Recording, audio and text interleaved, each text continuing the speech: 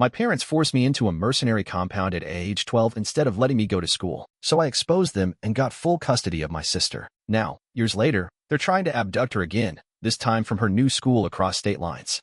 Summer was never about sleepovers or riding bikes through the neighborhood. It was blood, sweat, drills, and dirt. My name is Adam. I'm 28 now, but this starts when I was 12, back when I still thought my parents were normal. We lived outside of Klamath Falls, Oregon, on a remote compound that no one knew existed. To the world, we were homeschooled. In reality, we were being molded into weapons. That first summer was when the real training began. Every morning at 5, Dad's voice barked through the intercom. Tactical prep in 15. Gear up. No good mornings. No waffles. Just the reinforced basement with its cement floors and mounted cameras, where we practiced breach entries and hand-to-hand combat. Mom called it character shaping. I just remember my hands shaking every time I picked up a wooden rifle. There weren't any other kids. No school. No friends. Just drills, obstacle courses, survival theory, and silence. I learned to make a fire with 2 sticks before I learned long division. I could take apart a Glock faster than I could write a paragraph. They were proud of that. The only bright spot was my sister, Lila. She was 10 when they brought her down to the basement for the first time. I saw the fear on her face, the way she clutched the rubber knife like it was going to bite her.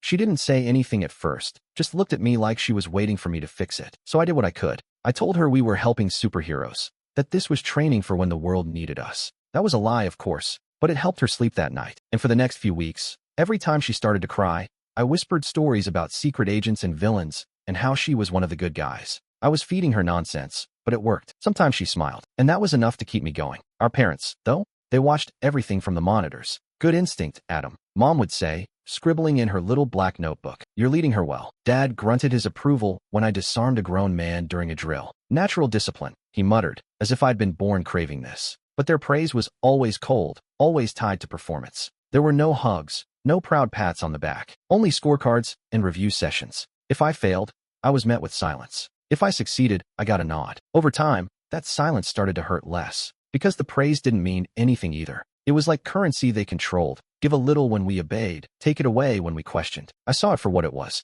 but Lila didn't. She was still trying to earn it. That's when it hit me. Every time I told her a story to keep her from breaking, I was buying her innocence with borrowed time. She thought we were playing a game, that we were building something good, but I knew better, and I let her believe it anyway. Because as twisted as it was, that lie was the only shield I could give her. Lila lasted 3 days before she cracked. It was the afternoon circuit, heat pressing down like a weight, her arms shaking as she tried to climb a rope ladder while Dad shouted from below. She slipped, slammed into the dirt, and stayed there, curled up like a question mark. Dad didn't come over to help. He just shook his head. Weakness gets you killed. Lila started crying, not loud sobs, just silent tears that streaked down her dusty cheeks. I knew better than to react in front of them, so I waited until the drill ended. That night, after lights out, I crawled over to her mat in the corner of the barracks room. You can't do that again, I whispered. I'm trying, she sniffed. I can't stop shaking. I glanced toward the camera mounted on the wall. The red light was on. Okay, listen, from now on, we pretend. We act strong when they're watching, and when they're not, I'll help you with the stuff. You don't have to do it all. I'll cover you. She blinked at me, confused. But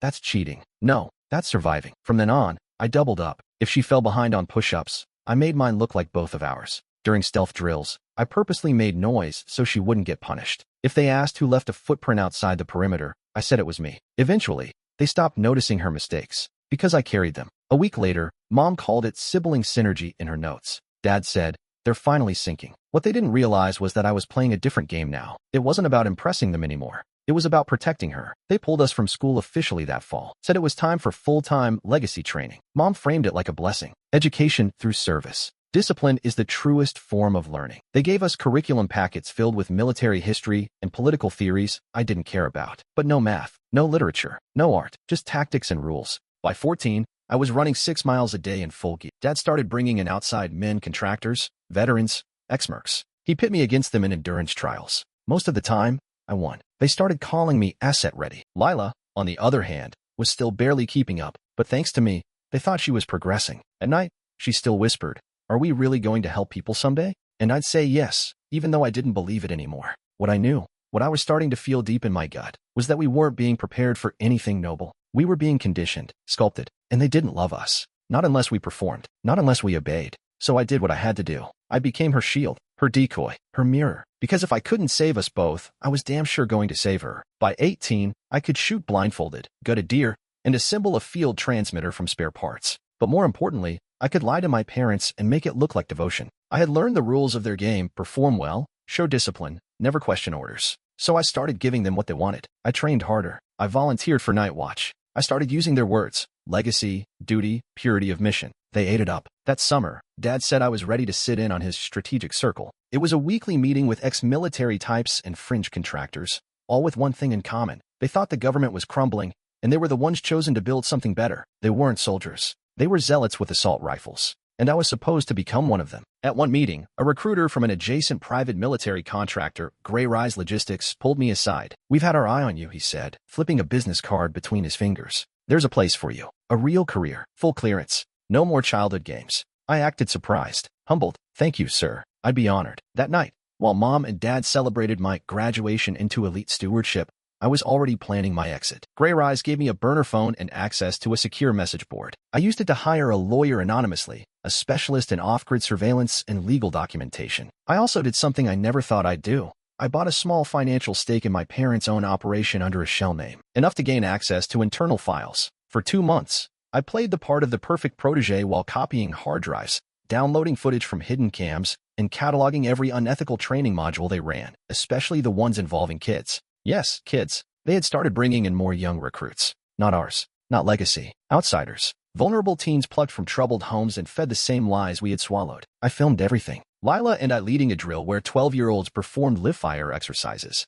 My father saying on record, "Pain is the only teacher that can't be ignored." My mother scoring psychological profiles like they were game stats. Once I had enough, I sent the entire package to an oversight official at a federal agency tied to domestic counterterrorism. I didn't sign it. I just labeled the folder: indoctrination. Minors. Armed. I didn't wait for them to act. I left a message for Lila in our old play tunnel, the one under the southern fence line where we used to hide when we were scared. I told her everything. I told her to follow my instructions exactly. A week later, while my parents were at a weapons expo, agents raided the compound. They took Lila into protective custody. She didn't resist. They called me later that night. "We have her. She's safe. She asked for you." When she saw me at the safe house, she didn't cry. She just ran into me like she had been holding her breath for 6 years. "You came back," she whispered. "Always," I said. The next day, she was placed under state protection. I got temporary guardianship. They fast-tracked the paperwork given the nature of the case. For the first time in our lives, we were no longer assets, no longer weapons. We were just brother and sister, and we were free. It didn't take long for the firestorm to start. 2 days after the raid, a viral video surfaced on an offshoot news site, grainy footage of Lila being escorted by federal agents, her face blurred, with a headline that screamed, "Teen girl abducted from family compound by rogue brother." Then came the photos, some taken from years ago, others clearly staged. Me and Lila during drills, edited to look like I was forcing her. Commentary from concerned relatives claiming I'd gone rogue, that I had stolen her, brainwashed her. My parents had launched a full-scale smear campaign. Mom went on local radio. "Our son is troubled. Brilliant, but broken. He's manipulated his sister into believing she was abused." Dad called into a podcast, the kind that peddled survivalist paranoia and conspiracy theories. "They're trying to destroy our family because we teach self-sufficiency. They're afraid of strength." And just like that, people bought it. Within 24 hours, angry strangers were parked across the street from our safe house. Men with flags draped over their hoods, holding signs that said things like "Save the girl" and "Real families matter." A woman screamed through a megaphone, "Bring her outside. Let her speak." Inside, I kept the lights off and the curtains closed. Lila sat on the floor, knees tucked to her chest. "I thought we were free," she whispered. "We are," I said, watching the crowd from the kitchen window. "They just don't know it yet." I knew we needed to document everything, so I filmed. The mob, the shouting, the license plates. One guy tried to break our mailbox open, yelling, "We know you're in there, traitor." I sent the footage to our caseworker and the local precinct. They didn't wait. The next morning, police cruisers pulled up, followed by a state child welfare rep and 2 federal officers. I opened the door, handed over the memory stick, and stepped aside. They interviewed Lila for nearly 3 hours. When they were done, one of the agents, a tall guy with gray hair and soft eyes, gave me a slow nod. "She's strong," he said quietly. The mob was cleared by force that afternoon. Some of them were detained, some cited, some just ran. But the damage had been done. News stations picked up the story. At first, it was just a small blip, sibling at center of custody drama and Oregon compound incident. Then Lila's statements became public, redacted, but powerful. She said her parents used starvation as punishment. The anchor read that she was trained with firearms before age 11, that her brother protected her while pretending to agree with them. The country watched. Some praised us.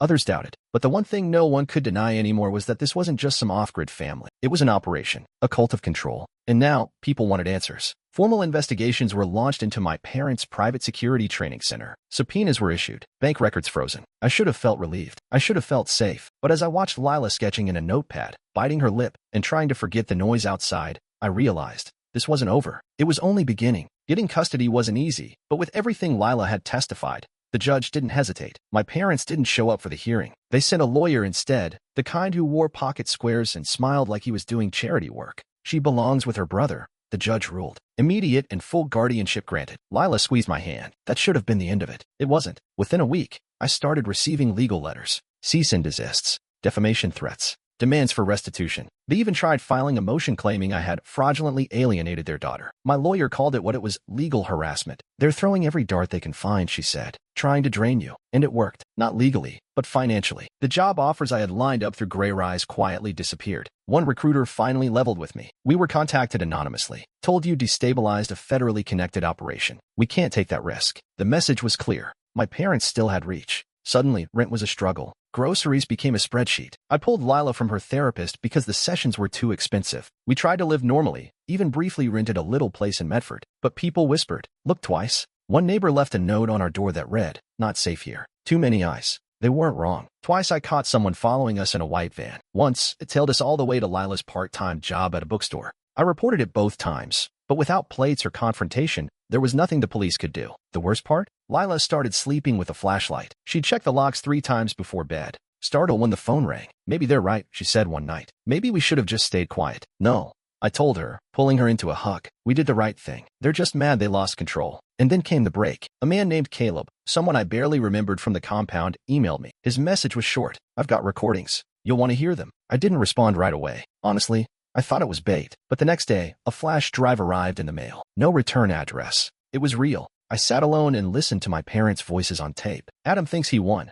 Mom said in one. Let him. Once the courts get tired of him, we'll reclaim our legacy. Another one had Dad. Hire someone to watch them. Quiet. No contact. We just need leverage. And the final one, the worst, was from a planning session. If Lila doesn't come back willingly, we'll trigger a wellness check. Get a compliant psychologist. Reframe her memories. It made my skin crawl. I sent the files to my lawyer. She didn't even wait. We filed a counterclaim, harassment, psychological intimidation, slander. Suddenly, the pressure shifted. Their lawyer backed off. The lawsuit threat stopped. A month later, Caleb agreed to testify. Said he'd had enough. Said they ruined his life, too. Lila smiled for the first time in weeks. We weren't just surviving anymore. We were fighting back. The money was running out. My savings were a joke compared to the legal onslaught, and Gray Rise wouldn't touch me anymore. No one would. My name was radioactive in the defense world. Even freelance consulting gigs dried up after a few vague but threatening background checks. So I took a contract no one else wanted. Logistics support for a small PMC operating out of Montana. Remote work, low visibility, just enough income to keep us fed and moving. We relocated to a cabin 2 hours outside Missoula. Quiet, forest all around, a long gravel driveway with a locked gate. I picked the place because it had no neighbors in shouting distance and enough land to see someone coming. Lila started homeschooling again.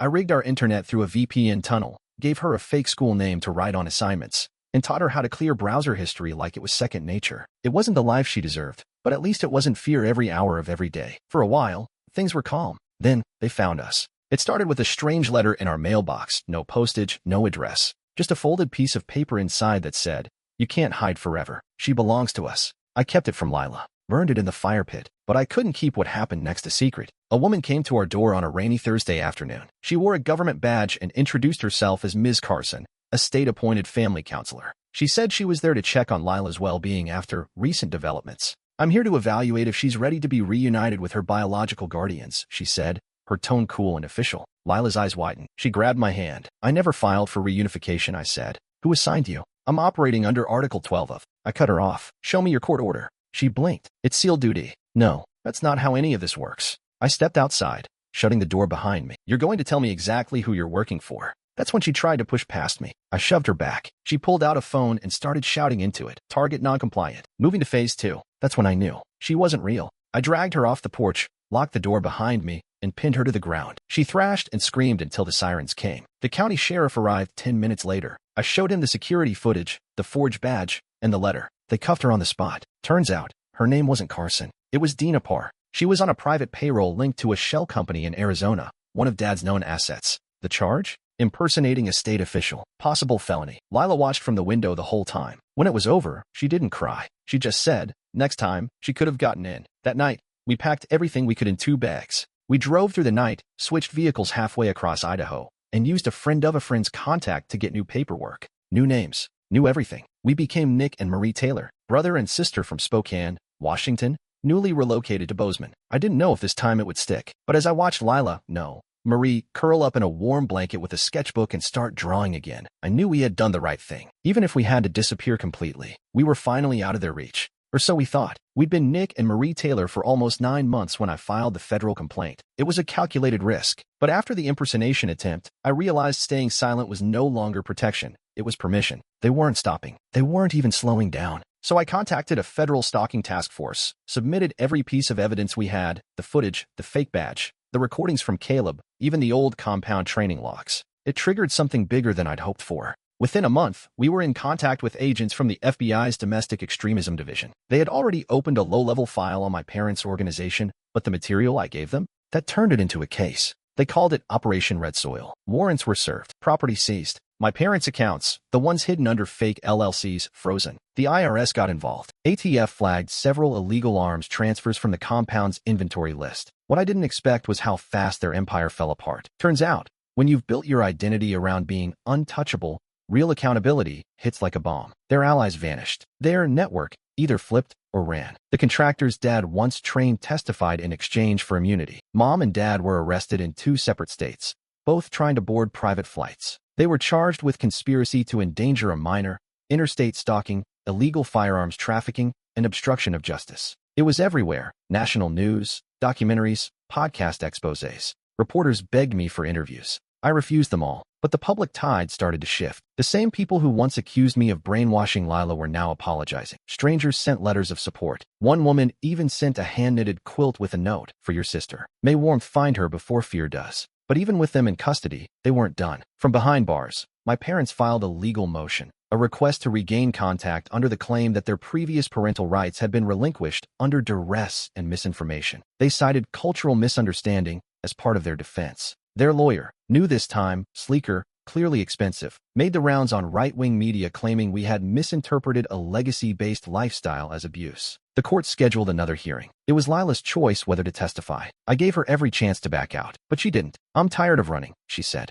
The courtroom was packed with media and observers. Lila walked up to the witness stand wearing a simple blue sweater, no makeup, hair in a loose braid. When the judge asked if she had anything to say, she didn't read from notes. She just looked straight ahead and said, "They taught us that love meant obedience. That pain was strength. That family was earned through loyalty, not given through care. But Adam, my brother, he showed me what love actually is. He protected me when they wanted to break me. I am not their legacy. I am my own person, and I want no contact, ever." Silence followed. The judge looked over his glasses. "Thank you, Ms. Taylor." He reviewed the motion for exactly 12 minutes before denying it. Petition for reinstatement of parental rights is denied indefinitely. Court grants permanent protective status to the minor. Case closed. My parents didn't speak. They were let out in cuffs. That was the last time I saw them in person. We walked out of the courthouse into bright sunlight. No more aliases. No more running. This time, we were free in every way that mattered. We didn't celebrate. There was no champagne, no victory lap, just silence. For the first time in years, it wasn't heavy. We moved again, not out of fear this time, but for a clean start. Flagstaff, Arizona.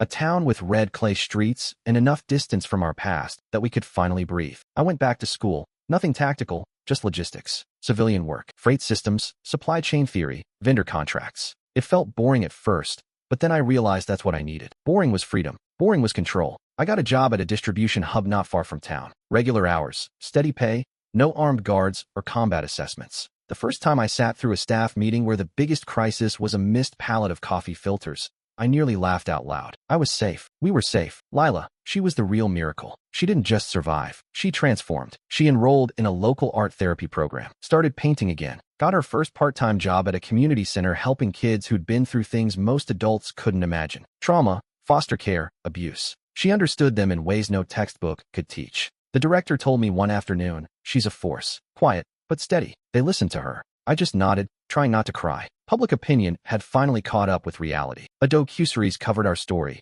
with names changed and voices altered, and while we stayed anonymous, people began to understand. What had been whispered became accepted. This wasn't just a tragic custody battle. It was systemic manipulation, an ideology disguised as parenting. One evening, years later, We sat on our small porch watching the sun melt behind the hills. Lila had just finished painting a mural at the youth center, bold reds and oranges, kids holding hands around a rising sun. She looked older now, stronger. Her eyes didn't dart toward every sound. Out of nowhere, she asked, "Do you think they ever loved us?" I didn't answer right away. I thought about it, about all the drills, the punishments, the praise that only came after pain, the approval that evaporated the moment we stepped out of line. Then I said, "I think they loved what they wanted us to be, but not who we were." She nodded slowly. "So, not really." I looked at her, this woman who used to sleep with a flashlight under her pillow, who now helped strangers find light in their own darkness. "Real love," I said, "is wanting someone to be free, even if it means they never come back to you." She smiled, a small one, but real. We sat there for a long time. The past wasn't gone, but it wasn't steering us anymore. We'd built something they never could, not from blood, not from fear, but from choice. And that choice was peace. It had been 3 years since the last hearing, 3 quiet, solid years. We'd stopped looking over our shoulders. Lila was now a certified art therapist. I'd been promoted to regional manager at the logistics firm. Life had found a rhythm, until the envelope came. Certified mail, legal insignia. I opened it in the kitchen while Lila was at work. It was from their attorney, the same law firm that had filed their last failed motion. They were trying again. The petition read, "Request for post-conviction review of terminated parental rights, citing undue influence and coercion at time of testimony." My chest tightened. I reread it twice. The wording was cleaner this time, more strategic. They were using technicalities, hiding behind legal dust. They weren't trying to win custody. They were trying to rewrite history. I called our lawyer. She sighed before I even finished explaining. "They're hoping for a change in jurisdiction, maybe a sympathetic judge. These things rarely get approved, but we'll have to show up, just in case." I waited 2 days before telling Lila. She didn't flinch. She didn't even look surprised. "Okay," she said. "I'll testify again. One more time." The hearing was scheduled for late October. Same courthouse, different judge. The room felt colder this time, even though we were older, stronger. They weren't there in person, just their lawyer, reading from a carefully prepared statement about restorative justice and healing familial bonds. I wanted to laugh, but Lila didn't. She was calm. When it was her turn, she walked to the front of the courtroom with a folder in her hand. She didn't speak from emotion. She spoke from memory. She described the drills, the punishments, the silence. Then she opened the folder. Inside were drawings. Not of them, of what she remembered. A child curled in a dark room. A girl holding a fake rifle bigger than her body. A boy kneeling in front of a wall, blood on his knees. She handed them to the judge. "These are memories," she said. "This is what they want erased. I won't let that happen." The courtroom was dead quiet. The judge reviewed the evidence silently, flipping through her drawings. Then he looked up. "This court sees no evidence of undue influence or coercion. Petition denied. Protective status remains permanent." He paused. "And for the record, your testimony was clear, powerful, and more credible than anything filed by the petitioners. You were brave then, and you are brave now." It was over. Again, this time completely. 2 weeks later, we got notice that both of our parents had been transferred to long-term federal custody. No parole, no appeals, no more filings. We didn't throw a party. We didn't even tell our friends. We just sat on the porch, like always, and let the silence return. But this time, it stayed peaceful. They were finally gone, for good. The years moved quietly after that. The kind of quiet you don't notice at first because your brain still expects chaos. But one morning I woke up and realized I hadn't flinched at the sound of the doorbell in months. Lila thrived. She opened her own practice in downtown Flagstaff, Sunwell Studio. The walls were painted soft green, and the windows were always open. She saw kids, teens mostly, survivors, kids who didn't talk at first, who only drew dark scribbles or stared out windows. But they changed, because she understood them, not just clinically, deeply. She knew what it meant to be scared of people who were supposed to love you. She never told them her story. She didn't need to. Her calm said enough. I watched her become something solid, and for the first time, I let myself live. I married a woman named Kayla, someone completely outside our history. She was a warehouse coordinator with a dry sense of humor and zero tolerance for bull. We met at a company seminar, bonded over our mutual hatred for inventory software, and just fit. She loved Lila instantly, treated her like a sister, not someone broken or delicate. That meant everything. A year after the wedding, Kayla gave birth to her son, Nathan. I didn't expect to cry when I held him, but I did. It wasn't fear or trauma. It was relief. This boy would never be trained, never be tested, never be made to earn love. He'd just have it. Lila became the best aunt you could imagine. Every Sunday, she came over with art supplies and new stories. She taught Nathan how to paint with his hands, how to name his feelings with colors. One evening, after Nathan had gone to bed and the house was filled with the smell of Kayla's apple pie, Lila turned to me. She was quiet for a long time. Then she asked, "Do you ever wish we'd just been born to someone else?" I thought about it. "No," I said finally, "because then I wouldn't be here, with you, with him, with this." She nodded, but I could tell she wasn't fully convinced. So I added, "They gave us pain, but we turned it into purpose. That's our legacy, not theirs." She smiled, soft and tired. "Yeah, I like that better. Years passed. She fell in love with a nurse named Taylor who made her laugh louder than I'd ever heard. They adopted a little girl from a foster program. I watched Lila raise that child with nothing but patience and warmth. One day, her daughter asked her, "Where did I come from?" Lila looked at her and said, "You came from hope, from choice." That was the legacy we left behind. Not the drills, not the ideology, but the choice to be better, to love, even when we weren't taught how, to live, even after being told we were tools, and to build a life that didn't erase the past, but rose above it, together, always.